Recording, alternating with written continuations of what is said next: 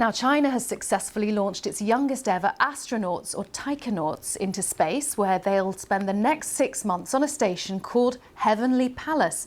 Beijing is aiming for a record year of lunar exploration, but the US is growing increasingly alarmed at the prospect of a new space race.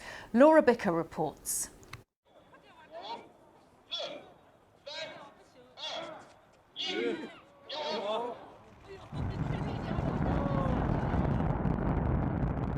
This launch is yet another step in a growing space race, a battle which could even decide who owns the moon. We were so close, you could feel the ground vibrate, and the fact that China feels so confident to have us here shows its own confidence in its growing space ambitions.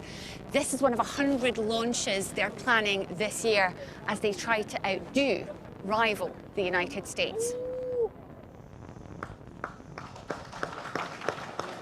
These are the 3 chosen to fly to China's homegrown space station.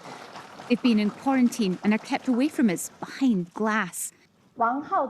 They include the country's first female space engineer.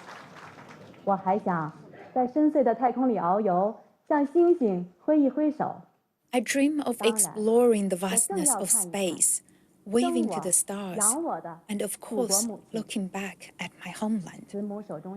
My deepest affection will always be for my motherland, no matter where I am. I will keep striving and working tirelessly.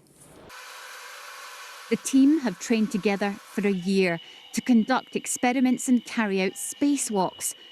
The pilot is a veteran, but both Wang and her crewmate are China's next generation of space explorers. This year they watched their country carry out an historic first and collect lunar samples from the far side of the moon. China also has a fleet of satellites in space and plans for many more, a rival to Elon Musk's Starlink. The modern space race is no longer about getting to the moon. It's about who'll control its rich resources, valuable minerals and metals, and the head of NASA is worried China will claim them. I think his concerns are unnecessary.